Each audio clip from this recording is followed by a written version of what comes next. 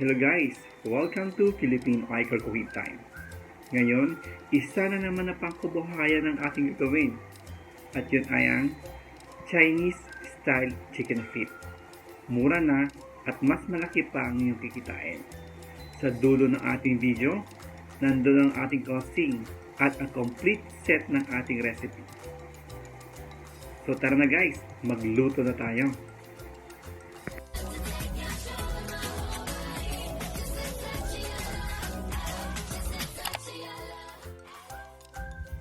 Ito na naman ang ating bagong recipe natin, yung paggawa ng chicken style chicken feet. So, ito, nalinisan na kanina, tinanggal ko na yung mga dumi at hinati ko ito sa dalawa.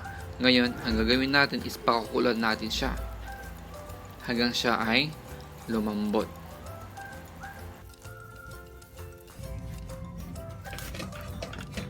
So, yun na guys, okay na ang ating paa ng manok. So, ngayon, i-drain natin to. Pagkatapos natin i-drain, palalamigin lang natin ng konti bago natin lalagyan ng mga powder or mga tinatawag nating breadcrumbs.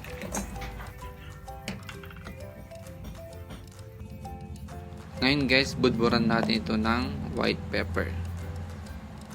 Pagkatapos ng white pepper, lalagyan natin ito ng paminta. Saka natin ilalagay yung harina or yung starch. Guys, pwede na kami maglagay ng asin kung gusto niyo.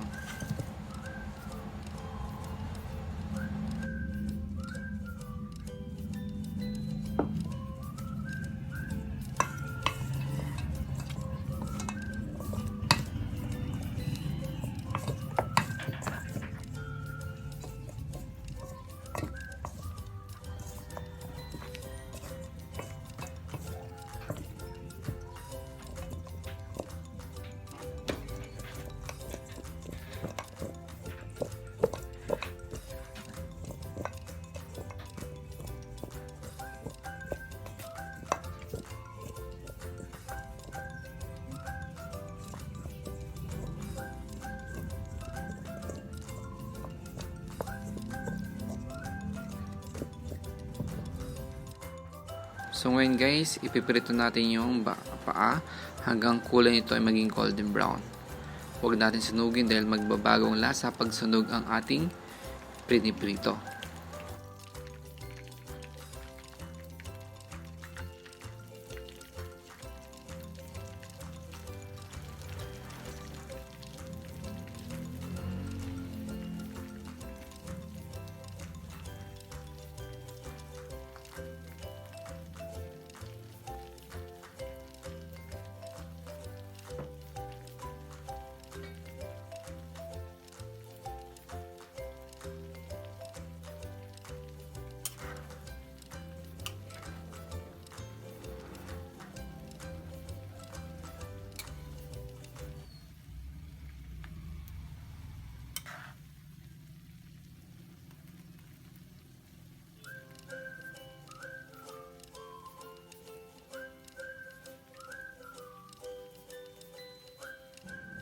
So guys, naprito na natin yung paa. Ang gagawin natin is isasautay natin lahat ng mga ingredients natin.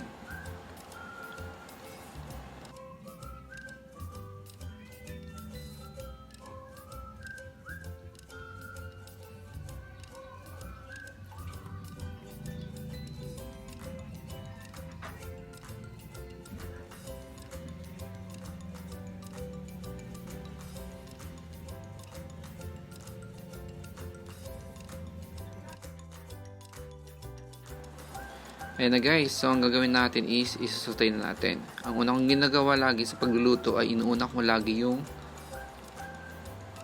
luya. Ayan. Tapos tingnan ninyo kung okay ang apoy. Dapat ang apoy nito ay medium heat lamang. Tapos isunod ko na agad yung bawang at sibuyas. Paano natin malalaman kung ang sibuyas ay luto na? Ang kulay ng sibuyas ay tinatawag nating translucent. Ibig sabihin, luto na siya. At huwag nating hayaan na siya ay masusunog. Kung sunog na ang maging sauce natin, magiging mapait na ito.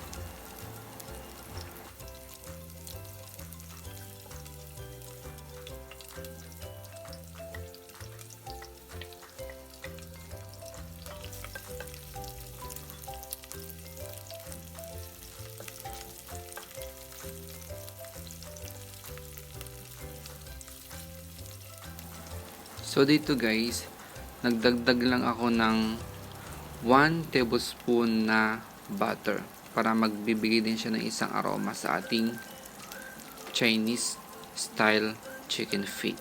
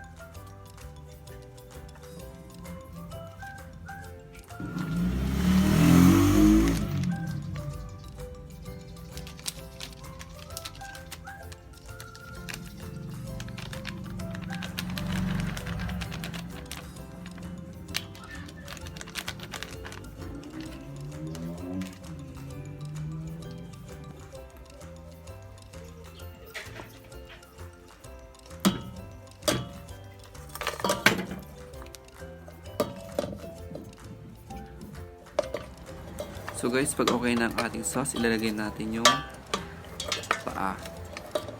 Tapos i-simmer natin siya ng 10 to 15 minutes.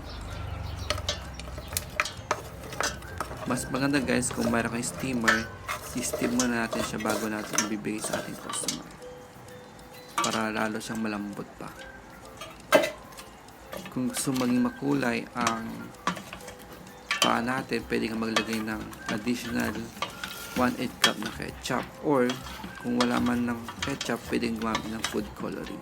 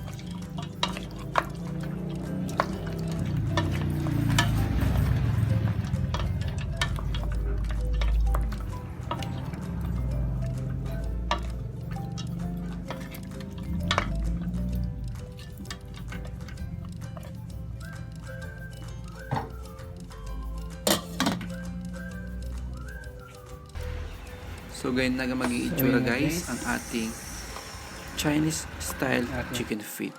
Yan, malambot po yan. Kung gusto nyo pa guys, para mas malambot, i-steam natin. Siguro mga 10 minutes ang steaming time para lalo pa siyang mas malambot pa.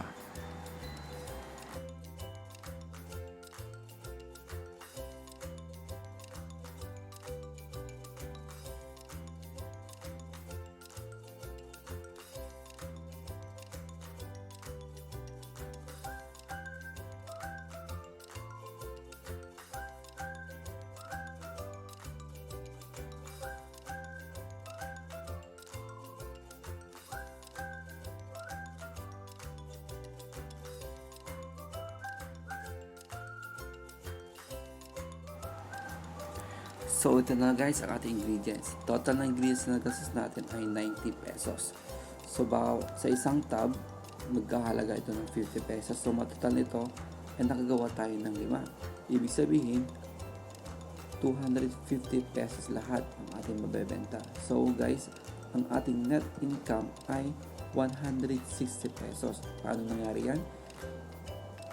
Yung total ng ating benta at yung expenses natin. So ang kita natin ay 160 pesos. Thank you guys for watching Filipino Icor Cooking Time. Don't forget to subscribe to my channel, share, like, and comment down below. At huwag kalimutang hit the bell for more videos to come. Have a good day.